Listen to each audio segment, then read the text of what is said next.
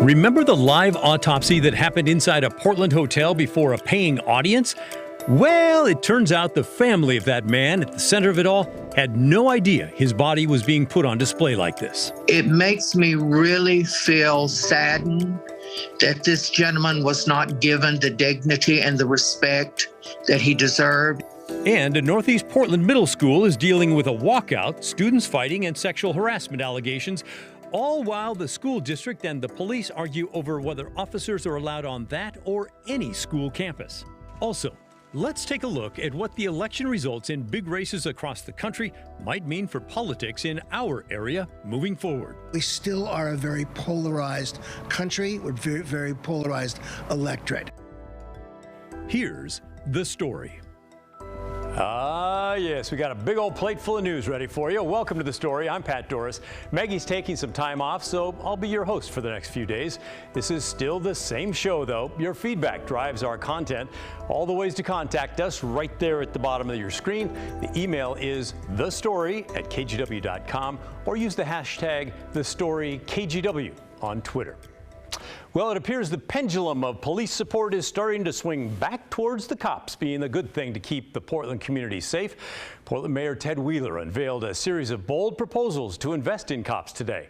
The mayor said he wants to spend $7 million on police this year. It's part of a one-time surplus of $62 million that came from taxes on big companies. That will include $2.6 million for body cameras, about time since Portland's the last big city in America without them. Also, the hiring of 300 new officers over the next 3 years, which includes 200 fully armed and 100 unarmed who will respond to lower-level calls. The mayor also wants to give signing bonuses of $25,000 to the first 50 officers who qualify and longevity bonuses to officers who are already on the force to entice them not to go home. On top of all that, Wheeler wants to hire back 50 retired cops over the next 2 years in the hope that they'll stick around long enough to fill the gap until the new officers are up and running. He also wants to hire a dean of police education and training and spend $856,000 to start a basic police training academy in Portland. The mayor said he understands the concerns of the public. I hear your fear and your frustration. The tremendous loss our city has seen is not lost on me as your mayor. So he does sound very concerned there, and there is that. And I don't know about you, but I don't have the best of memories, but I really can swear I've heard the mayor say something like that before.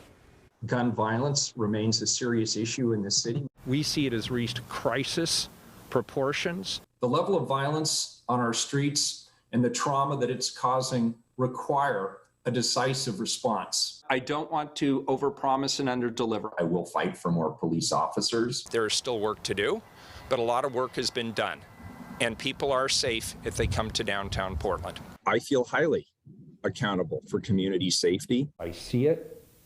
I am motivated to do something about it. The reality is, in overwhelming numbers, more Portlanders are saying they don't feel safe in their community. Oh, yes, that is right. The mayor has talked about this a lot in the last year. Those comments all come from last February forward. It's not the first time we've heard the mayor talk about dangers in our streets, but Mr. Mayor, it does take more than words. In fact, a lot of people have been bewildered as police funding went down and violence went up in Portland. But at least you've held the line on the police budget. Oh, what's that? He talked about that very thing in 2020? We propose to redirect over $7 million from the Police Bureau and $5 million from other city funds directly to communities of color, reinvesting $12 million. Oh, well, not like that was a bad idea or anything, but you didn't exactly redirect, you cut millions of dollars from the cops' budget. Now, when I asked the mayor about that today, he said, hey, look, I'm just one vote, basically. Which is true. It does take a majority on the council to do something, and Commissioner Joanne Hardesty has worked hard to cut police funding at nearly every turn. So, okay, but now there is extra money, and Mayor Wheeler wants to give some back to the cops. Hopefully this time there will be real action and change instead of just a bunch of words. let's get to our big story. And a warning before we continue, it is pretty graphic. If you missed it last week, we had a rather odd story about an event here in Portland where people paid hundreds of dollars to watch a live autopsy with a human cadaver. The story generated a lot of questions, as you probably understand, including this one: where did that body come from? And the biggest question of all, did the man's family know their loved one was on display for paying customers? Well, now a week later, after more digging, we do have answers to both those questions. As investigative reporter Kyle Aboshi found, his family had no idea. 98-year-old David Saunders is remembered as a veteran of World War II, the Korean War, and a Hurricane Katrina survivor. After he died of COVID in August, the Louisiana man's family honored his wishes by donating his body to science. Little did they know he'd end up here, his body on display in a conference room at the Portland Marriott downtown waterfront, the centerpiece of a live autopsy and dissection before a live, paying audience. Oh, I think it's reprehensible. Reached by phone in Louisiana, 92-year-old Elsie Saunders was shocked to learn how her late husband's body was used. Using my husband's body like he's a performing bear or something. I really don't know the correct way to describe it, but that's what I feel like. He's on display. A KGW investigation last week exposed the controversial event connected to the Oddities and Curiosities Expo held in mid-October. Tickets started at $250 each, with VIP seats going for $500. Video taken inside the event shows more than 24 people watching the dissection and at times given special access for a closer look. Honestly, I was horrified. This week, word of the Portland event reached funeral director Mike Clark of Baton Rouge, who handled the preparation of Saunders' body in Louisiana before it was handed off to a private company. I was totally horrified. Our whole staff was horrified that this is what had happened to a gentleman, that he and his family thought that his body was going for the advancement of medical students. Clark said MedEd Labs, a Las Vegas company that solicits body donations for medical and science research, never told him or Saunders' family how the body would be used. I think it is beyond imagination. It is not conceivable that this would happen to him. When reached by phone, the manager of MedEd Labs said event organizers indicated the cadaver would be used for training. Anatomical and dissection purposes, to teach students and people human anatomy, what happens with the human body, with organs as a person passes away. So they suggested this was educational? 1,000,000%, Kyle. That's exactly what it was. Do you feel like you were misled? Yeah, Kyle. We did not know it was going to be used for a paying audience. We don't do that. We've never done anything like that, ever. During an interview last week, event organizer Jeremy Siliberto, founder of Death Science, promised the donor and his family gave consent. I can guarantee that he knew his body would be used for medical education. And there's another concern. According to his death certificate, David Saunders died of COVID and pneumonia, which means a potentially infectious body was dissected at the event in which people were invited to examine the body. Do you have safety concerns knowing this was an autopsy of a COVID patient in a hotel meeting room? I do have concerns, given that we know now that the deceased was positive for COVID, and based on the video that we observed, appropriate PPE clearly was not donned by the participants, nor were the minimum CDC guidelines followed. Multnomah County's medical examiner had tried to stop the event before it happened because she felt it was disrespectful and unethical. Those concerns were realized after hearing from David Saunders' wife, who was furious after finding out her late husband was autopsied in front of ticket holders at a Portland hotel. Kyle Aboshi, KGW News. Wow, the outrage. Not sure where to start on that even. Let's move on, get a viewer question in from Melody. She asks, why are you not reporting the riot yesterday caused by a walkout at Roseway Heights Middle School? Well, thanks for that question. We did hear about it yesterday, and today we had Mike Benner dig into it. I spoke with him about it a little bit earlier today. Mike Benner joining us now. Mike, give us an idea of what happened yesterday. All right, Pat. So through a letter that went home to parents from the school on Tuesday, late morning, early afternoon, there was a walkout. And the walkout was in response to sexual harassment incidents among students. That is alarming in and of itself. But during this walkout, we understand that several fights broke out. That's how the school is describing it. But parents I spoke with are basically calling it a riot or a brawl. We understand at least one student needed medical attention. That student was evaluated by medics and eventually returned to the classroom. Well, that sounds awful. So what happened? Did police ever get involved there? So we know that police were alerted to the situation, but all they did was stage officers nearby in case of an emergency. The Portland Police Bureau is telling us they are not welcome on that campus, to which an administrator for the district said that's just not the case at all. They said if a school or district official thought that assistance or a police presence was necessary, they would have asked for it. The fact that they did not ask for it means they did not think it was necessary. Seems like some communication needs to get better between Portland Police and the school. And what's the plan now going forward? So there was a late start today. The school started at 11:15. That's when we started seeing parents and kids roll up to the school. And that was so school staff could get all their ducks in a row, if you will. And we also understand that there were some safe spaces established so that students could process what happened.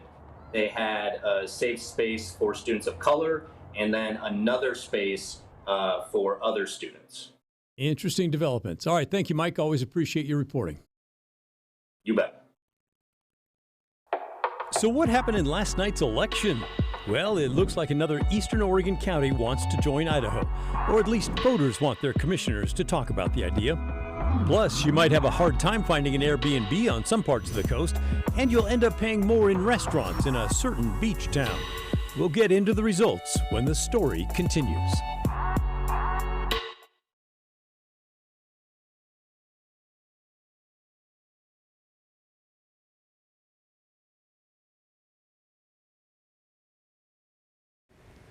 Welcome back. Keep sending your questions and comments to The Story at kgw.com or use the hashtag TheStoryKGW on Twitter. We really do want to hear from you.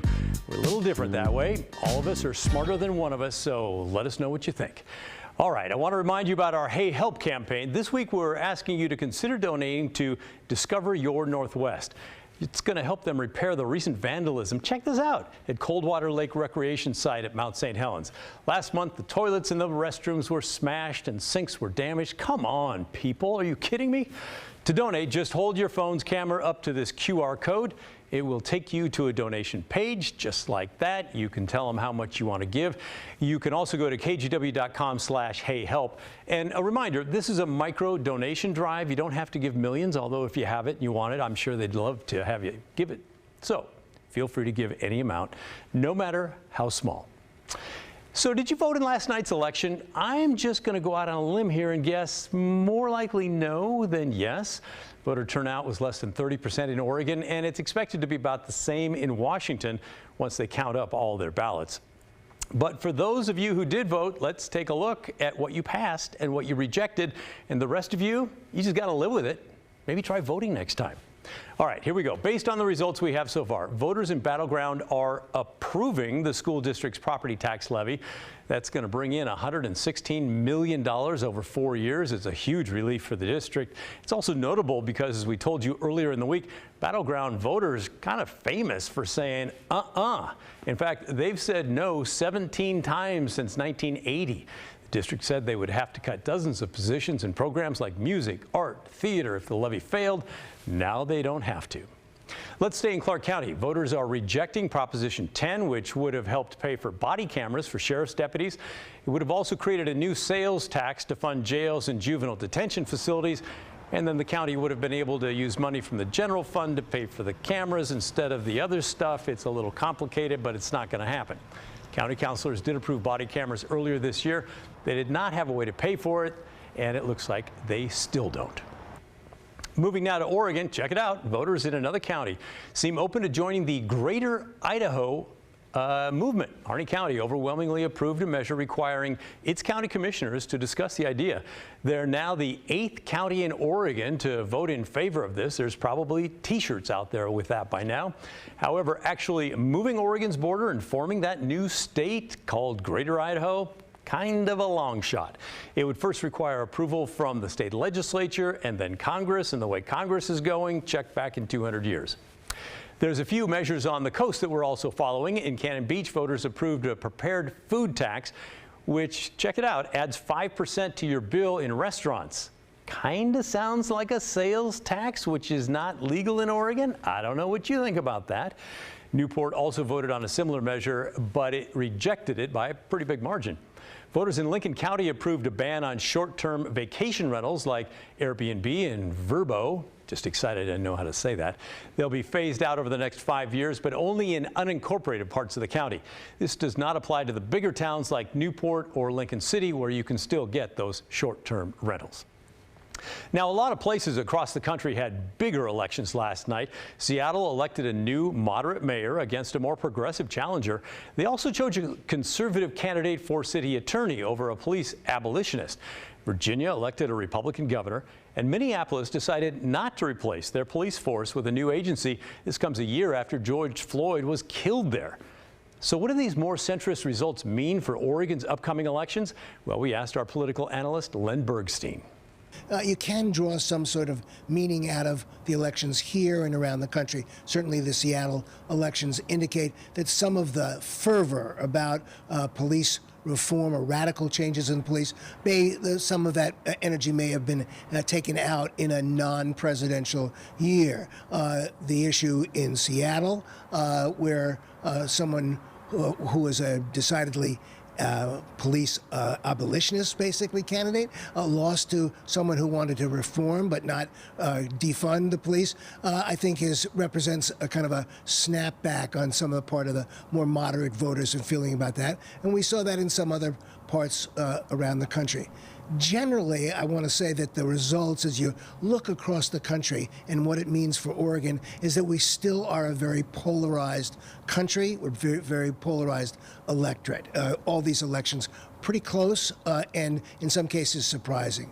So these fault lines are really kind of like showing themselves in different ways all across the landscape of American politics.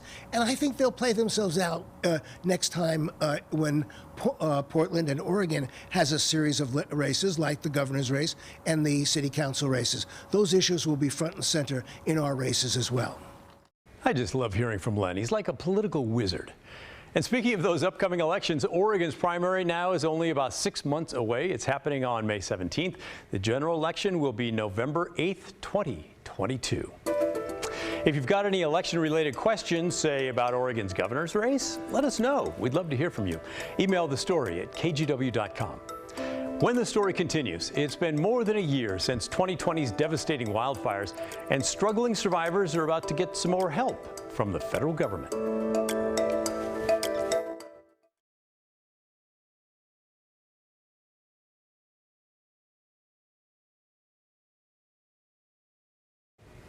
Welcome back. Fire season is officially over in Oregon. Thank heavens. I know that's a big relief for a lot of people. But at the same time, many families are still recovering from last year's devastating fires. Well, now the federal government is giving the state more help for long-term recovery. Here's Christine Pitawanich. 2020's wildfires were unprecedented, and the Labor Day windstorm played a huge factor in that. More than 5,000 homes and businesses burned in 8 counties across the state. This week, we found out Oregon is expected to get hundreds of millions of federal dollars from the U.S. Department of Housing and Urban Development to recover, with a portion going toward preventing future disasters. People still trying to move forward hope this money helps them and the many others still struggling. I'm a single mom with 4 kids. So I'm a busy bee. Home these days for Hallie Weir and her 4 kids is a hotel room. If you look over here, you got Lisa's little bed over here. Over here is our little like get ready area, and clearly you could tell there's 3 teenagers and a mom. She and her kids have been living out of a hotel since May. Before that, they were crashing at a friend's farm. The wildfire that burned through the Santiam Canyon in September of 2020 left her and her then boyfriend without a home. I've been applying for FEMA since the beginning. We filed multiple appeals, and it's just a process. I think that is the hardest part, is not having a place that's your home. But there is additional help on the way. Oregon is expected to get more than $422 million from the federal government. Much of it will be geared toward helping low and moderate income families get housing. My name is Frank McNally. I'm the Deputy Director of the Disaster Recovery and Special Issues Division in the Office of Community Planning and Development at HUD. McNally says the money is part of the Department of Housing and Urban Development's Community Development Block Grant Program. Any activity that is eligible under the Community Development Block Grant Program is also an eligible use of our funds. And that would generally fall into the buckets of housing, infrastructure, and economic development and mitigation. In Oregon's case, affordable housing for people whose homes burned remains an area of huge need. We are going to work really hard to meet all the federal requirements and try to use these funds as fast as we possibly can. But, Delia Hernandez is with Oregon Housing and Community Services, the state agency that'll be in charge of distributing the money. It's still the beginning of a long and complex process. We're going to develop an action plan that'll identify how we'll use the funds. Hernandez says people will also be given an opportunity to weigh in on their needs. That's going to be one of the core factors on deciding how we use these funds. But all that will take time. I see it as a positive outlook having money come, but not knowing the timeline makes it really hard. How long is it going to take? I mean, it's a widely shared criticism of the program that it takes too long. In the end, while the money is expected to be a big help, it could be months before the paperwork is done, plans are finalized and put into motion. We're all trying really hard to move forward, and it's starting to feel like, one step forward, 2 steps back. And I really hope that money goes where it's supposed to, because I know a lot of people that would benefit from it. In total, $5 billion has been designated to help states recover from disasters in 2020 or 2021.